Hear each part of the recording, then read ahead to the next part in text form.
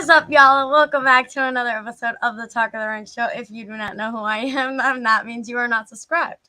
And if you are not subscribed, then that means you are going to be missing so many great episodes. And today, guys, I just wanted to say I use my dad's laptop for the podcast. So if you hear that, like, there's a little screeching noise, you speak to my dad about that. Be like, yo, I hear it, and you need to fix it because it's been driving me nuts since the last podcast. But today, it's been an adventure trying to get this indie star on the podcast. We booked today, didn't work, booked another day, someone canceled. But it's all good, it's all good. He's here. Let's give a warm welcome to Ken Powers. Hello. Hey, how's it going? Good, how are you? Yeah, I'm doing good, happy Juneteenth, gotta Right? respect the holiday. Exactly. I mean, I respect it completely, but today I work in a grocery store, and some things these people were saying, I was about to put them through a table and be like, guys, you gotta go. But hey, they have their personal opinions, and that's okay, but like, don't say it about me.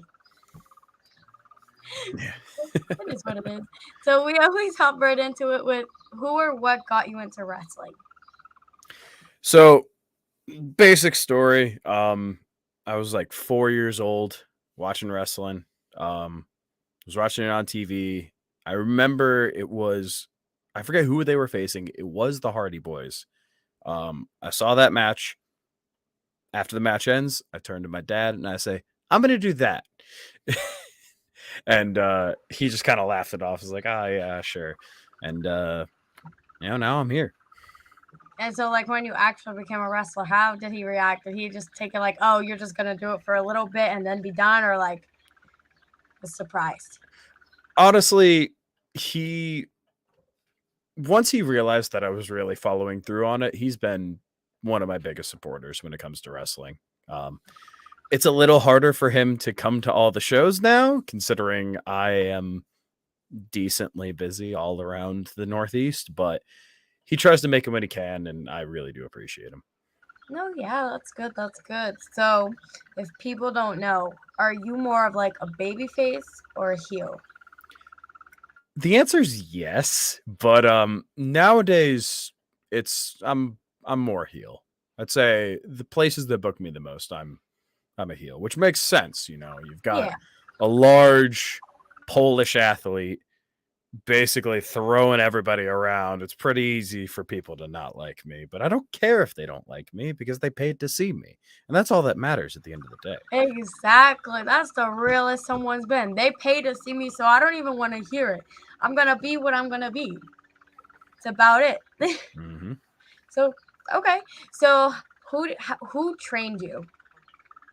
So I was trained at the Team 3D Academy here in Connecticut. So head trainer is Bubba Ray Dudley, and our other trainer is a local New England wrestler by the name of Randy Shawn. I've been at the academy for about 3 years now. So. Okay. And so when you started training, how long would you say like you trained for before you got your first like actual match? It was a little under 2 years. It was about like a year and change. The 3D Academy is very particular about who they allow to take bookings and when.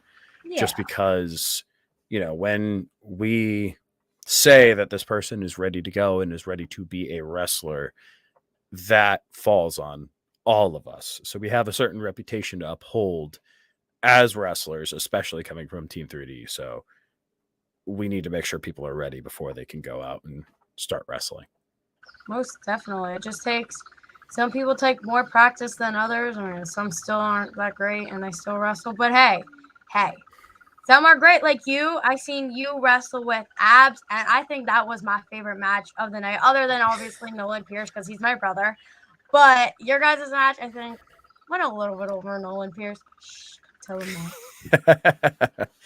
Hey, I got love for Nolan. Don't get me wrong. Also, did not know that was your brother.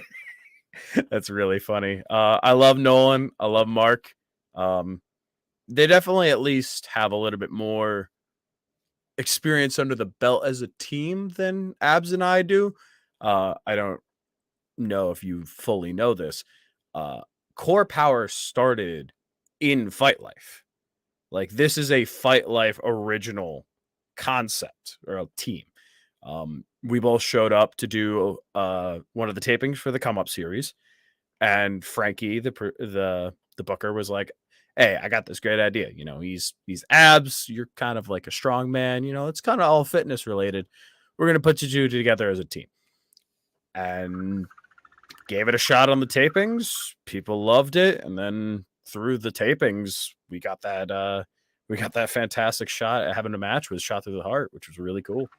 Oh yeah, and I mean I'm Pennsylvania based, so when I went out there and seen like your guys' match, I was like, I swear to God, I've seen abs before, and I don't know if I did, but I'm loving this. And like your guys is like, he was like the playful one, like the baby face, while you're like, come on now, I want to get to wrestling. Like I respect you, but come on now. So it was a fun experience. But like you said, you guys started in there. Did you guys like were you friends before that, or did it just come up in Fight Life? So I know Abs from before Fight Life because at that point I had wrestled him once before in a New Jersey / New York promotion, Invictus Pro Wrestling.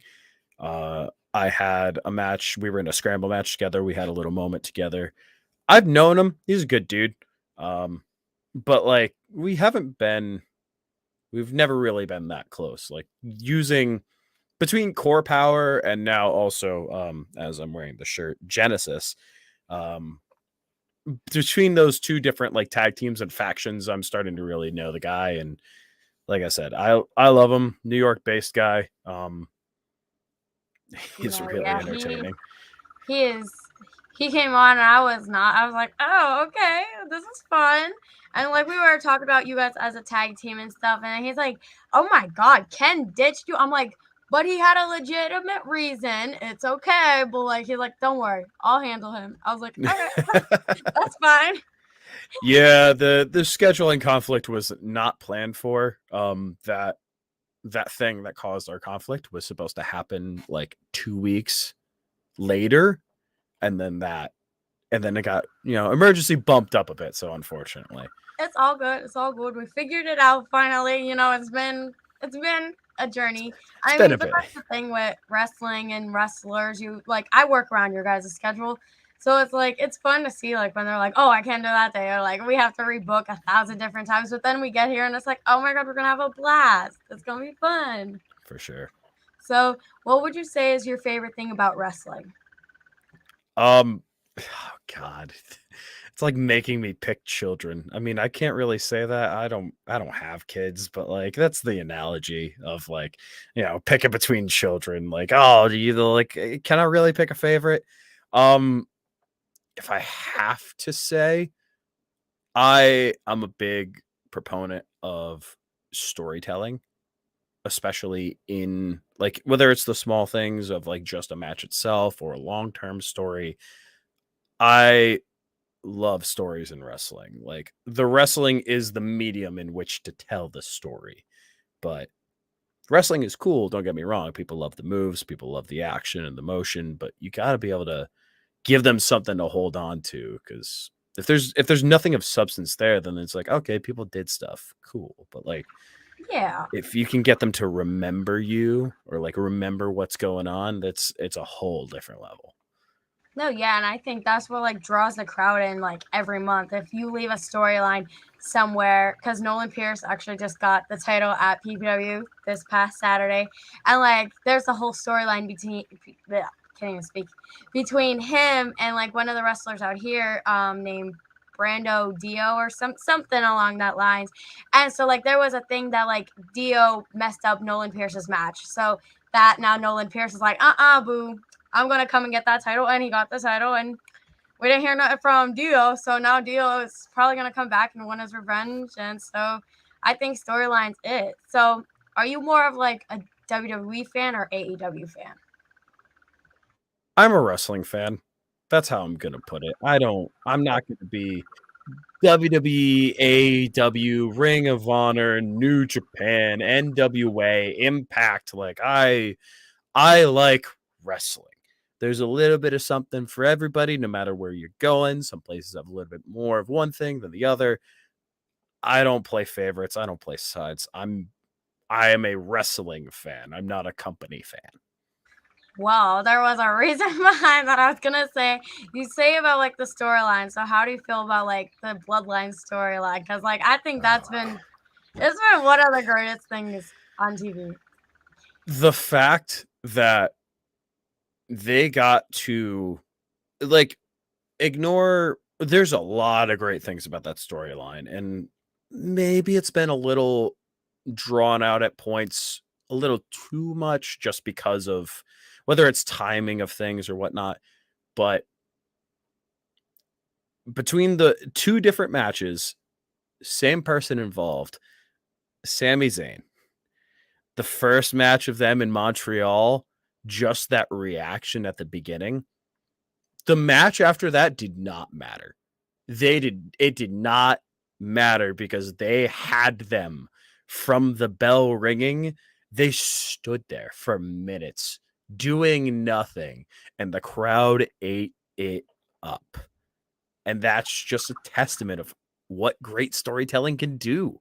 You can get to a point where you're in Montreal, 15,000 people in an arena, all screaming their heads off at two guys looking at each other and doing nothing. And that's a great thing about wrestling. I mean, I'm not a Kevin Owens or Sami Zayn fan. I don't know. Especially Sami Zayn. I don't like that man. And like all my friends and family will tell you, every single time I see him on TV, I like scream at the TV, and my parents are like, he can't hear you. I'm like, I know, but I wish he could hear me. So I like it. And like that's the thing, like with the Usos and Roman, I love like the anticipation of waiting all week just to watch like SmackDown and be like, oh well, let's see what the Usos are gonna do and pick up Roman next. So it's cool. I definitely like the storyline. So like, do you prefer those type of matches in wrestling other than just like getting put into random ones? Yeah, storylines mean everything. I'd rather build to things and have payoffs that mean something rather than one-off matches that are just there for the sake of being there. Now, there's a time and place for those things, especially obviously being an indie wrestler. There's not a lot of companies that are, whether they want to or not, there's not a lot of companies that are able to build those longer stories. So it is just a lot of like, okay, here's a match for the sake of having a match. Now, at that point, it's up to people like me. It's up to people, whoever I'm facing and whatnot. It's up to us, even if we're only on that one show. You've got all the time between when your match gets announced to when that bell rings. You have all that time to try and build some kind of story, some kind of connection there. And there's plenty of things you can do between posting about it, cutting promo videos, doing little skits. Like you can build to things even if the people around you don't expect you to. Like I pride myself on that. If I have a match for any company that is not a last second addition to the show, basically just that. If it's not a last second addition to the show, I always cut a promo. I'm always posting about my matches. I'm always talking about it because I want people to care as much about every match I'm involved in as I do. Because if I don't care, why would they care? That's Exactly. I mean, and that's just like the podcast as well. Like every little bit counts. Like even if you just share it once, no matter whose podcast or like no matter what you're doing, it shows a little bit of care towards not just like your fans, but like to the person you're coming on. So like a lot of times people are like, I'll just do it and not share. I'm like, okay, I respect that. But like you share like wrestling shows and like everything else, like non-wrestling stuff related. So doing that little bit, posting promos, cutting promos, it helps. So yeah, I get it. And even if like there's not matches with the storyline, I think like posting like promos back and forth, like arguing with each other kind of in a way to go along with the storyline is something very interesting and like continues to have me go to these wrestling shows. And so obviously you said you don't have kids, but towards younger fans, let's say if they came up to you and looked up and was like, I want to do exactly what you do, what advice can you give them? stay in school, do sports in school. I don't get me wrong, I do understand wrestling nowadays, especially, can be for everyone, but put yourself in a position to be as successful as you want to be in this sport. You can't expect to walk in having never picked up a barbell or a dumbbell or run a mile in your life and thinking you're going to be Seth Rollins, Ricochet, AJ Styles, like a Braun Strowman, a Big Otis, all these guys. You have to come in with a base level of athleticism. But also, I say stay in school because let's be honest, most people aren't going to make it in wrestling. And that's not a dig at anybody in particular. It's just the nature of the business. There's a lot of guys who say they want to do it, and that list goes from here. Then they get to wrestling school, and half those guys are gone. Then by the time they get on their first couple of shows, half those guys are gone. And every single milestone you hit, you're losing more and more people constantly, because that's just how this goes. Some people are built for it. Some people are not. Some people are built to wrestle. Some people are actually managers or color commentators, referees, backstage interviewers. There's so many things you can do inside of wrestling. If in-ring competition does not work out for you, don't be too disheartened about it. Be willing to try something different. Be willing to be, who knows? There might be a kid out there that's the next Bobby the Brain Heenan. There might be a kid out there that's the next Paul Heyman as far as the managerial style. I'm not going to talk about bookers because that is a whole different beast. So, and there are very few who can do it to the level that needs to be done. But yeah, stay in school, be athletic, have a backup plan. And also, please, for the love of everything, vet your wrestling schools. Look at the wrestling school. Look at the head trainers. Look at the side trainers. What have they accomplished? Look at their facilities. What's their schedule like? Who do they teach? Who have they produced in the wrestling world? There are too many schools that are run by people who have no right to be running a wrestling school, who are putting out kids who think they're ready, but have not been put through the proper paces. And then they get to a show and reality hits them. And it's not for them. It's not their fault. But again, there are certain people who should be training and certain people who should not be training. You need to pay attention to who you're giving your money to. I don't think you could have said that any better. I'm loving every second of this. Y'all, you just heard him, right? It's not for everybody, but it's for you can't just be like wrestling smart. You gotta be book smart as well. So like for me, I don't think wrestling, like being a wrestler is for me. So like you said, I want to be like a manager and yell at people because if you ever wrestle in Pennsylvania, I have a big mouth and you can definitely hear me. So like if I can go out there and yell at the wrestlers to move their ass, like come on, move it. That I think, but I keep saying it all the time because like right now I go to wrestling shows and do like free poster making for like the kids just to like be involved somehow because like I'm still 16 and like just to get my foot in the door. But like when I turn 18 and like I can actually get involved, I want to go to college first, get my education, and then be like, okay, now it's my time to yell at people. What are you doing? Get off. This isn't time to sleep in their match. Let's go. Move it.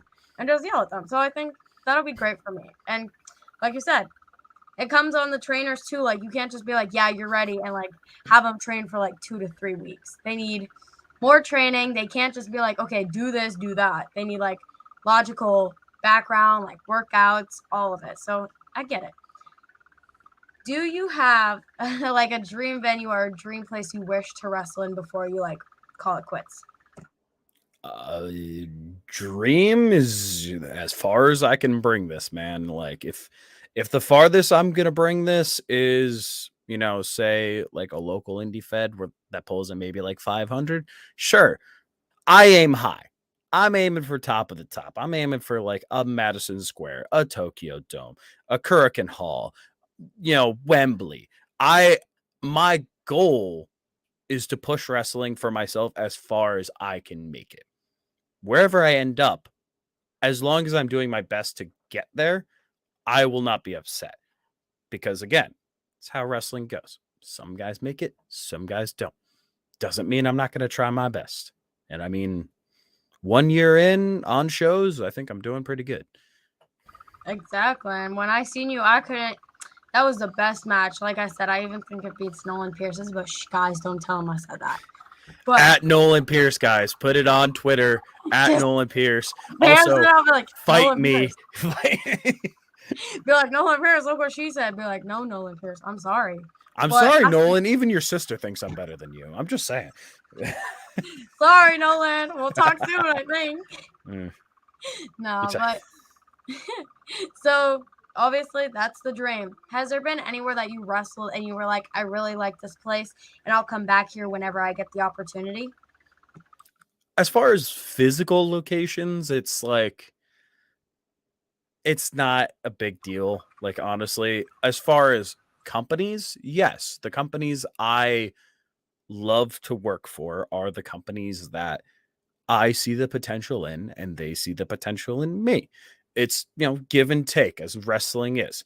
So, as you know, you've seen me at Fight Life. Fight Life is giving me opportunity after opportunity. I love Fight Life. I went up, what was it, last Wednesday? A random Wednesday in the middle of June. And I drove 2 hours past Rhode Island to go work a battle royal and then 2 hours back home. And it was late. I was tired, but I did it because I like Fight Life. There's that. I love Invictus Pro Wrestling. As I mentioned before, New York, New Jersey. I was actually there when Invictus started during the pandemic. Their first show, which that's a long story about that first show. But all you need to know is I've been with Invictus, whether or not in front of a camera or behind the scenes, I've been with Invictus helping out from day one. And then the other company I obviously have to shout out, the company I'm currently champion at, Titan Championship Wrestling. I am the MoBFI TV American champion. So I am the American champion of our streaming network, which, says a lot that this company was willing to. I just started wrestling with Titan back in November.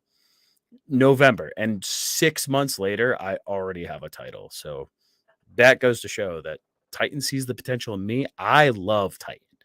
I will help Titan wherever I can because it's again, I said, it's give and take. They help me, I help them. They help me, I help them. We go back and forth and, build this great relationship. Most definitely. I don't know what's going on with this computer today. I swear to God. But so I was doing my homework, looking on like your Instagram and stuff. So you recently, and like the last couple months, you faced the Patriot. Am I right or am I wrong? That is correct. I just met him at PPW and I was gonna say I can't even not even speak.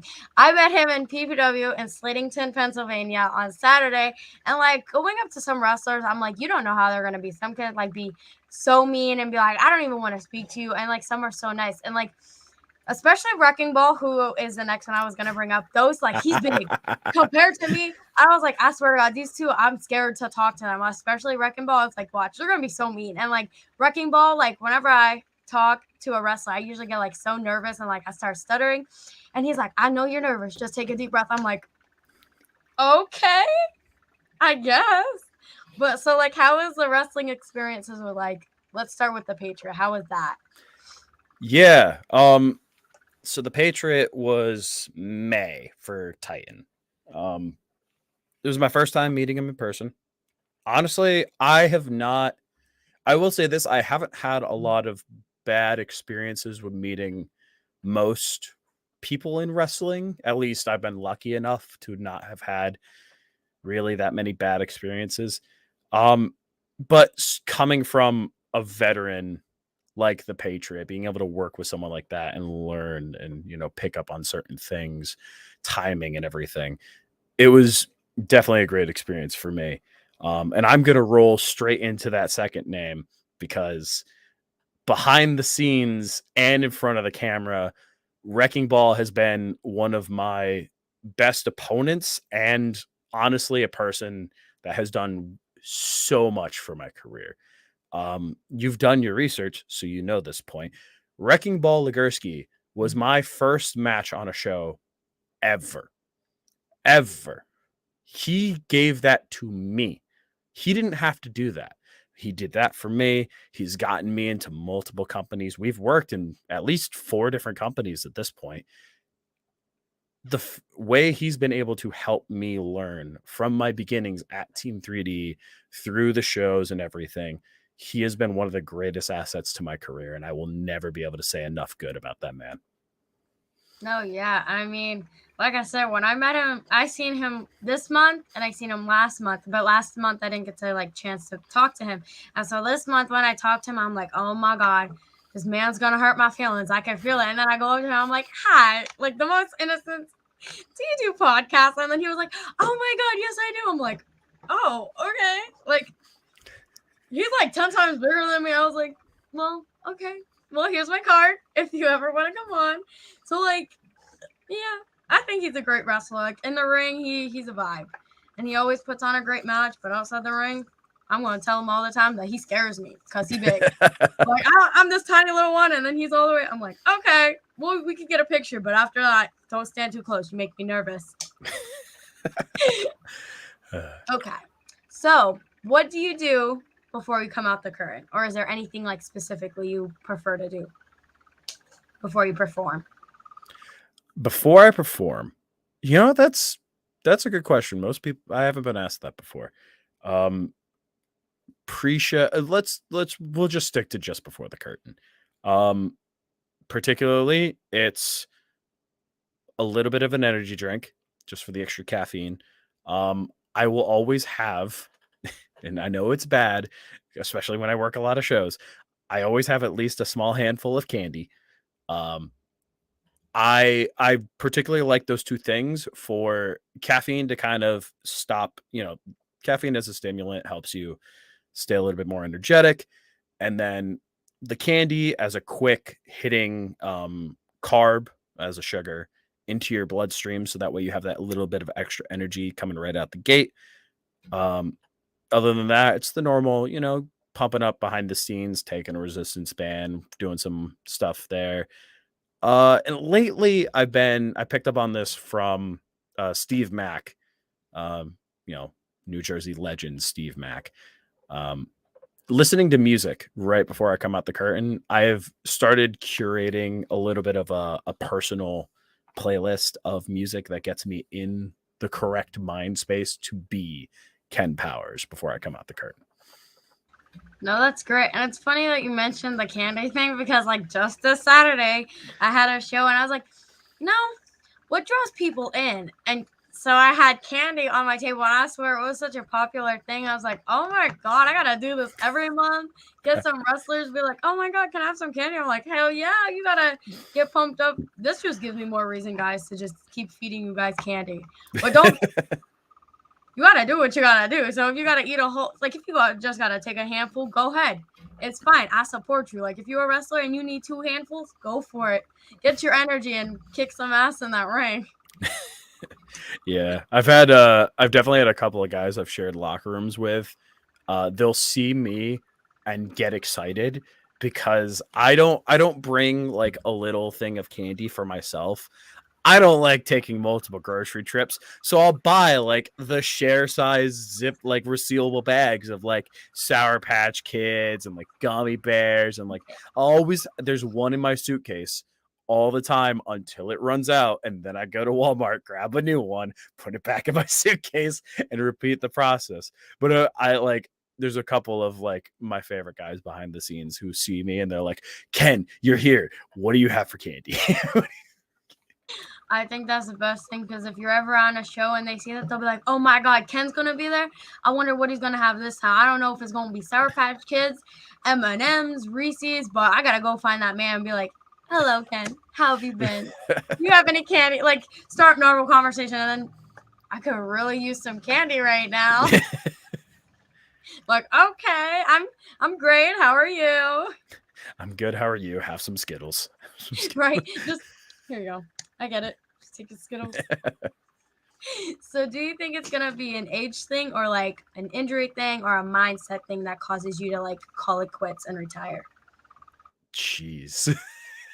Hell of a question to ask a guy who's only been working shows for a year.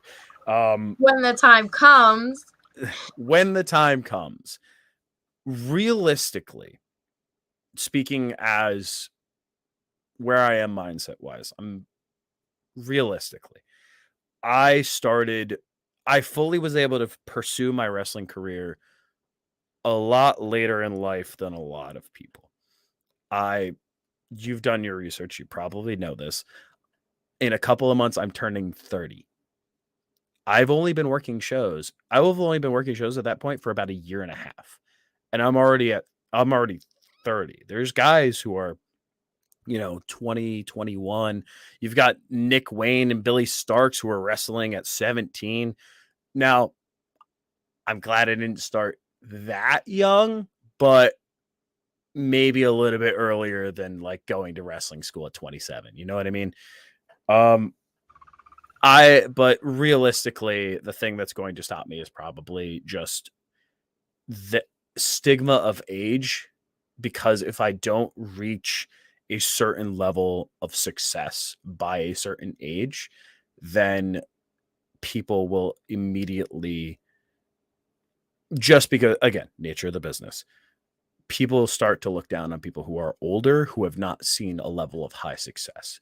So if I don't have a major contract with a company by the time I'm 40, then people are gonna be like, "Well, you're 40 and you still haven't made it to WWE or AEW or New Japan. Like, what are you doing?"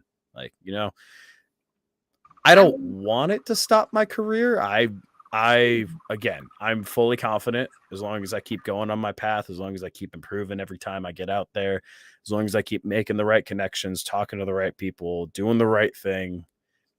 I know I can do this, and I know I will do this. Right now, it's just a question of when it happens for me rather than if it happens, yes, exactly. And like even when that time comes, years, years. Years. Um, so either way, like at that point, you could still be involved somehow. It's not like you just have to be like, okay, I'm done with wrestling. Like you're still gonna be a fan. Like you can even do like commentary or like managing and like yell at people. Because there's so much fun in yelling at people. You get to tell them to pick up their ass and move it and don't just sit there. So I'm like, yeah. So I mean, I think managing. Don't put me on commentary, guys.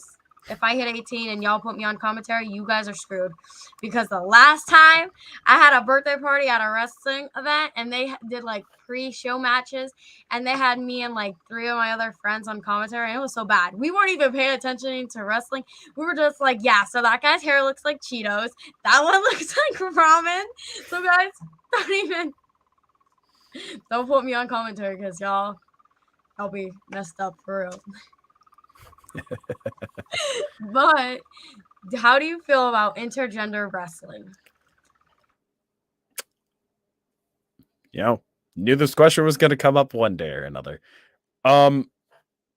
Personally speaking, I don't think it's for me, just because now there are exceptions to this. There are definitely women's wrestlers who I think I would be both comfortable with wrestling and also confident that we would be able to put together both a believable and good match.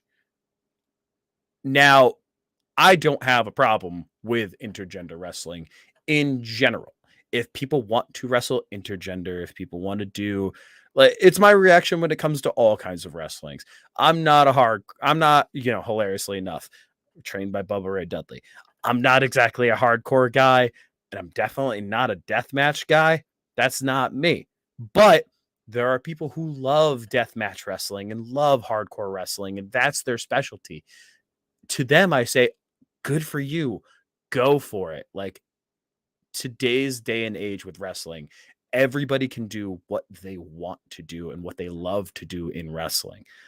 I personally am a very old school 80s, 90s style wrestler. I'm not, you're not going to see me coming off the top rope pretty much ever. You'll barely ever see me go to the middle rope. I'm a big boy. I like brawling with other big boys. I like throwing smaller boys around. That's just what I do. And that's what kind of wrestling I love. I mean, again, like looking at some of the wrestlers I've both admired and looked up to, and also more of the recent guys who I just like how they work. If we're talking older guys, we're talking like the Putskis, the Pateras, we're talking Kabashi, Misawa, Kensuke Sasaki. We're talking those guys. And then when it comes to the modern era, a lot of people are going to be weird about this. I liked this guy the moment he walked into WWE. I, from day one, have been a fan of Sheamus. I love Sheamus. I love just a big boy beating people up, kicking them in the face, punching, people like him. I love Big E. Everybody loves Big E, not just as a person, but as a wrestler. I love Big E. I love the Lashleys. I love big men. I love, insert the Big E quote here, big meaty men slapping meat. That's me. I love that kind of wrestling, and I love those kind of wrestlers. Interesting. I love the big boys kind of thing. Okay. Interesting. Yeah. I mean, Sheamus, he's all right, I guess, but hey. I don't know. I feel like I'm more of like, if you know me in person, I'm like a baby face. I'm like so sweet and I will never say anything mean. But like, I love Dominic Mysterio, Rhea Ripley. I'm more of like them. But Sheamus, he all right. Especially Matt Riddle. Oh my God. If I would meet that man in person, I would probably die. We're like, hello, how are you? And then just die right there. I got to meet Matt Riddle and I died. And that's it. So has there ever been like a time that you, I guess the term is fangirling? Have you ever like found yourself fangirling over like a wrestler? Like whether it's like you got to meet them or you're going to have a match with them, or you're just like, yeah, I'm a big boy and I respect you. I had my fan moments back when I was a fan. I've already, had those moments of meeting my favorite wrestlers. I've met the Hardy Boys. I've met, back when I was a fan, I met Jay Lethal. I've met Mark Henry in the Big Show. I've met The Miz. I've met so many different wrestlers. I've met Christian. I've met Kane. Like, I've had my moments of being a fan back when I was a fan. Now, maybe like if I was on a show with somebody that I haven't met yet, maybe I'd get a little bit excited. Yeah, sure. Situation hasn't really come up yet. So I guess we'll cross that bridge when we get there. Don't lie, man. I say this all the time. Wrestlers are still fans. No matter if it's big time shows, indie shows, you still a fan. I already know.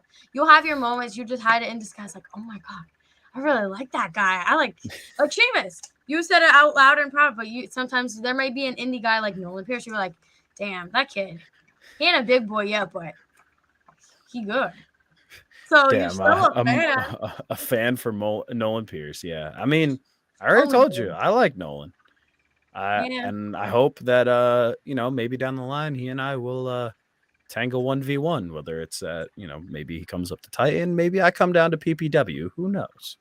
Who knows? I think that's what they need. I mean, we'll have the big boy versus Nolan Pierce. That's how I'm just going to name you guys. It's just going to be big boy now. Not even Ken Powers, just big boy. Just big boy. It's different. It's cool, I guess. But no, yeah, Nolan Pierce, he's all right, I guess. He's like Sheamus. He's okay. He's okay. But if you ever, he's going to kill me for this. But if you ever see him, like if you're wrestling the same place with him again, call him Riddles. And there's a story behind that because obviously his real name, I'm not going to say that on here, but his real name is something similar to a WWE star. And so when he was on here, me and my co-host at the time, we just started like, because he kind of looks like Matt Riddles. So we just started calling him Riddles. And every single time, like this past weekend, I called him that, he goes, like he doesn't even need to say that. He's like, girl, like stop. I'm like, no. Just a little bit of seething. Yeah. He'll love it. And then if he hears you saying it, because I don't think he watches the podcast a lot. So if the next time you see him, or even if you just DM him and be like, hey, how are you, Riddles? He's going to be like, you talked to Harley, didn't you? I'm like, yeah. So do you have merch? And if so, where can people purchase it at? Yeah, sure. So I think it's attached to all of my social medias. I have a pro wrestling tees store. It's prowrestlingtees.com/the Ken Powers. I also have, I mean, I'm gonna push it because it's my merch plug time. I have specific things that are show exclusive. Currently, I don't sell 8x10s online anywhere, but I have 8x10s in person. I have a show exclusive t-shirt that is actually it's a variant of one of the shirts on my Pro Wrestling Tees site. If you look it up, the Time to Fly shirt that I have a special show exclusive variant that you can only buy in person. And then I also do stickers. I've been looking into wristbands and whatnot. But for now, yeah, online, prowrestlingtees.com/the Ken Powers. You can find my merch, my tag team merch with social influences on there. I'll probably eventually also put the link to the Genesis merch on there, but I think that's on my partner's page right now, TKO Kosenko. Yeah. Okay. And so you kind of like said earlier, are there any like upcoming shows you will be attending in like the next couple weeks? Next couple of weeks. Okay, let's or however many. let's pull up the calendar because let's see how many weeks you're willing to go. We'll talk about June and then end July. A couple different places. So first things first, coming up, Invictus Pro Wrestling cross promotion show with NFW is this coming Sunday, the 25th at Ridgefield Park, New Jersey, the Mecca. God, I can't believe that people call that the Mecca now. That's such the fact that came from just a running gag. And now if you look it up on Google Maps, it's literally called the Mecca is hilarious. But yeah, so we got Invictus Pro Wrestling this coming Sunday. A couple weeks after that, I've got a little bit of an opening in early July, but if somebody's running, the 7th or the 8th and need a Polish powerhouse, I'm available. July 14th, we've got PAPW Reloaded. They relaunched their second brand of shows. The first show they had was main evented by Brian Malonis. They've had like Lucas Chase was there. They've got a lot of big names, a lot of decently big like New England names. So I'll be there on the 14th. July 22nd, I've got Titan Championship Wrestling. Once again, American Spirit back in Jersey. I will most likely be defending my American title, considering the show's called American Spirit. But I mean, if Titan doesn't produce a good enough opponent for me, because I've been walking over pretty much every opponent I've had at Titan. So they're going to have to start picking it up and giving me somebody who's worth a challenge. But yeah, Titan on the 22nd of July.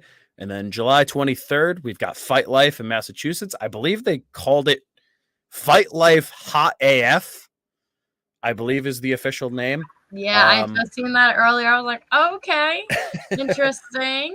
Yeah, so Fight Life Hot AF. The only thing I know about that card so far is the main event is most likely going to be Masha Slamovich and Joey Janela. So if you're looking for a great show to watch on a Sunday in July, and if you can't go in person for Fight Life, hilariously enough, Fight Life is also available on Fight TV Plus, so you can watch it live there. That's great. That's great. So I have two last things. So one, I should have asked it earlier. Do you ever find yourself being like a self-critic? Like if you watch your matches back and be like, oh, I could have done that better or differently. How do I put this nicely? 9 times out of 10, I walk through the curtain and people assume I am upset about my matches.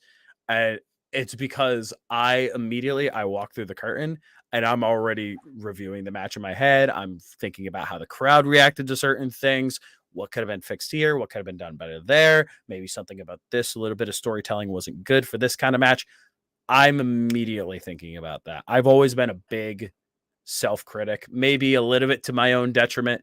I'm getting a little bit better at like not just putting myself down, but I am a big proponent of always trying to find ways to improve. It's either I'm looking at it myself or depending on who's in my locker room, there are specific people I go to in locker rooms for advice on matches. Names we've already brought up: Wrecking Ball, big one there. One name I glanced over when going over my matches: Lucas Chase. I love Lucas Chase, and he's a great. I love Lucas Chase too. Oh my god, we just had him on the podcast like I think like last week or the week before, and like I swear to God, he does that rock thing like with his eyebrows. And he hits the. I'm like, I love him. I can't do that, but he does that good eyebrow. But he was like, not many people pointed it out, and I was like, no, you've done it the whole time. I'm surprised people don't point it out. Yeah. Yeah, if it's not me going over my matches by myself, I always try and find somebody and be like, hey, can you, like, if I trust them, I'm like, hey, can you watch my match? And like, or depending on the location, sometimes before the match, I'll even like run it by certain people and be like, hey, like, what do you think of this? I called this with this guy. I'm going to give it back to you. What do you think of this match? Do you think we need to tweak something? So it's the game of wrestling is, always trying to self-improve. The day I stop caring about improving is the day I stop being a wrestler. Most definitely. And like you kind of said, like all the different types of wrestlings, there's different types. We got like hardcore, deathmatch, intergender, and it's all like flavors of ice cream. So I like to be like, ice cream delicious. So turn it into that. And I mean, not just that, like you say, you go to like the wrestlers to help like critique you, and it's like it's kind of like a family. Like you go to those people and like help guide you on the right way. And it's like you may not see them every day, but like when you see them like that one weekend or that one show that you'll be at, you'll be like, oh my God, how have you been? Have you got any new candy? So that's my favorite thing about wrestling is like making bonds, but not just like the fans and the wrestlers, the promoters. So like it's a good thing. Well, my final last thing is I don't know. I'm going to talk to a promoter and I'm going to get it matched. Battle of the Big Boys. And I'm going to have you in it, Wrecking Ball. I'm going to get all the big names that I can.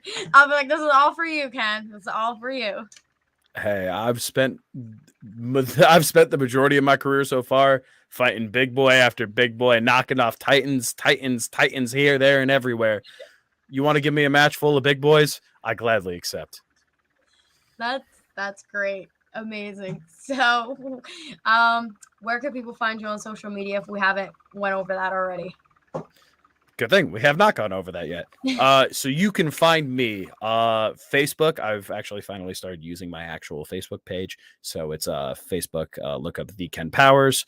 You can find me on Twitter and Instagram, and I think on TikTok at The Ken Powers as well. I don't really use TikTok for videos. I'm trying to be a little better about it, but and then because as you can see by this magical little microphone here and the nice camera I use, I'm hopefully going to get back into streaming like I used to. So in that case, you can follow me on Twitch at _Ken Powers, because for some reason the Ken Powers was taken, even though nobody on the website has that name. So the _Ken Powers on Twitch. But yeah, that's where you can find me. Okie dokie, guys, you heard it. And if you want an easier way to do all that instead of typing it all out, his Instagram is linked down below. So you can just click that and it'll guide you to everything that you need, all his merch, his Instagram, all his Wrecking Ball, big boy matches. So go ahead. Thank you so much for coming on. Make sure you go check those out, obviously. And you have a great night. Bye. Bye-bye.